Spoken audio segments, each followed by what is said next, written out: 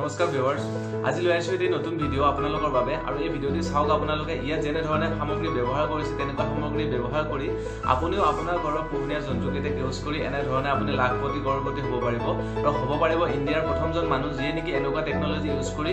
farming কৰিছে চবলক ভিডিওটি আৰম্ভ কৰো আৰু ভিডিওটি ভাল লাগিলে নিশ্চয় লাইক শেয়াৰ এণ্ড সাবস্ক্ৰাইব কৰিব মোৰ চেনেলটো আৰু ভাল বেয়াটো কমেন্ট কৰিব